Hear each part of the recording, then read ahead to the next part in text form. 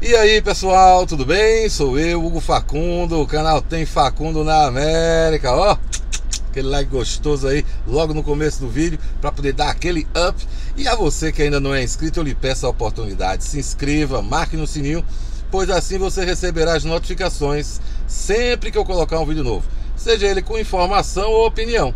E comente também. Comente, pois a sua opinião é muito importante. Eu gosto de conhecer.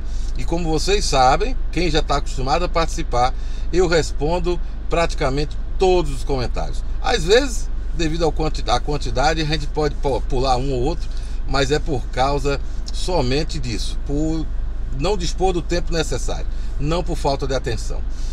Pessoal, o assunto do vídeo de hoje é um tema que eu particularmente tenho evitado, que é comentar sobre declarações feitas pelo professor Olavo de Carvalho. Eu tenho evitado por uma única razão.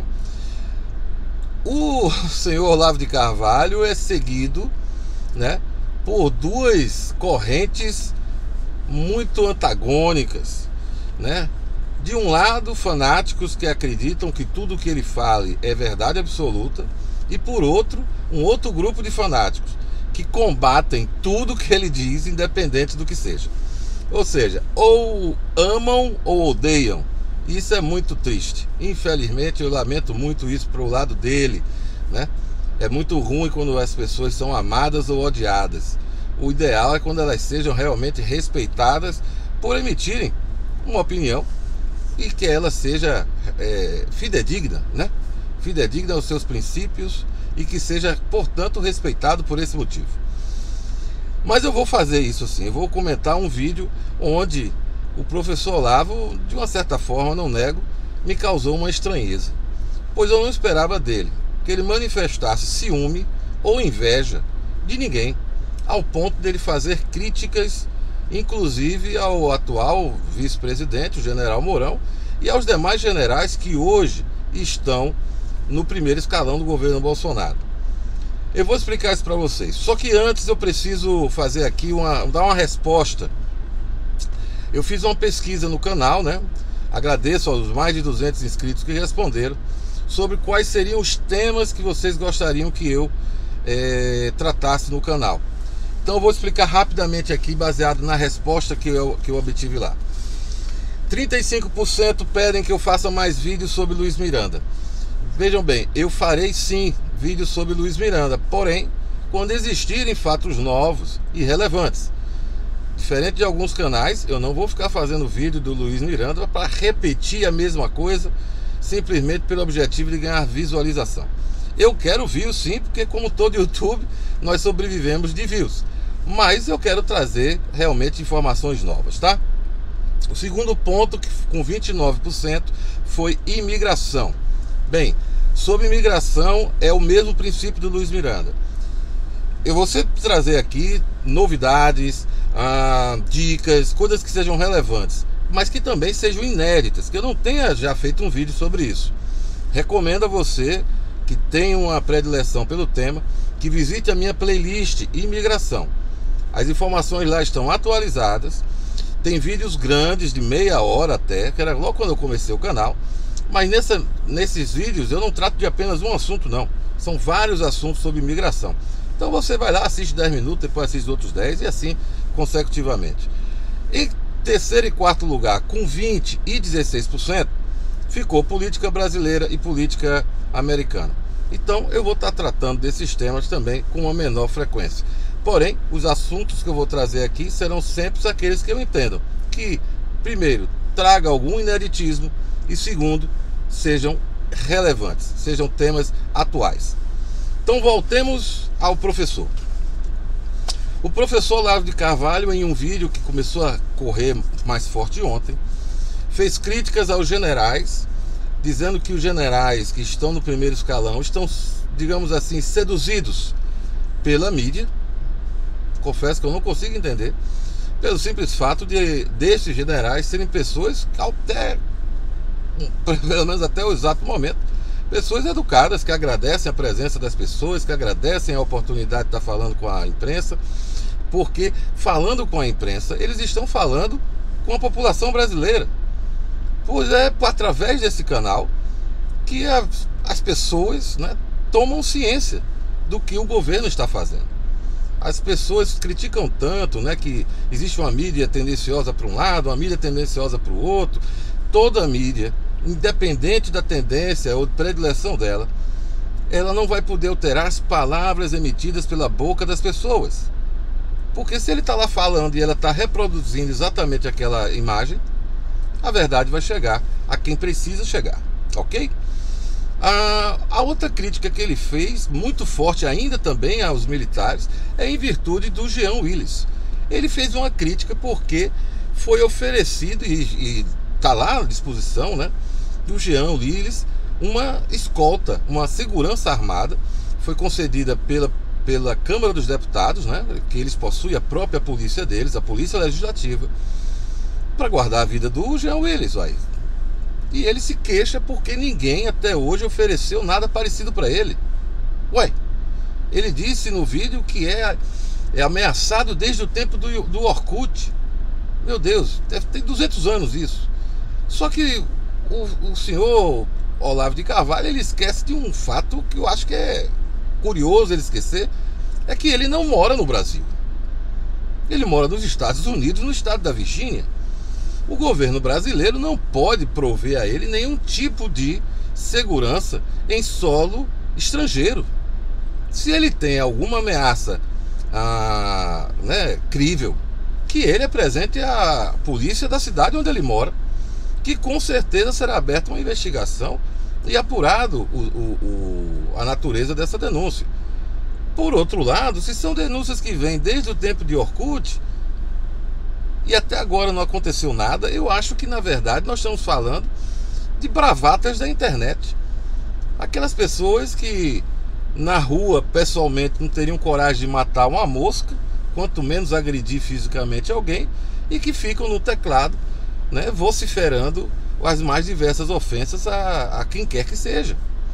Então, professor Olavo, eu acho que é descabida essa sua preocupação, tá? Mas repito, se ela atormenta o senhor, procure o departamento de polícia da cidade onde você mora. Salvo engano é Richmond, né? Eu não sei exatamente a cidade, mas eu recomendo que o senhor procure as autoridades locais, que eles vão tratar com a devida atenção o caso do senhor. Mas não justifica o senhor ficar de mimimi porque o presidente da República lamentou, em exercício no caso, né, o general Mourão, lamentou que o Jean Willis ou qualquer outro parlamentar tenha medo e peça segurança, ou pior ainda, que deixe de exercer a sua função como parlamentar, pois isso compromete a democracia do país. O general está correto. Não é porque foi o Jean Willis, se tivesse sido o Flávio Bolsonaro, teria de ter a mesma solidariedade do presidente em exercício, seja ele qual for.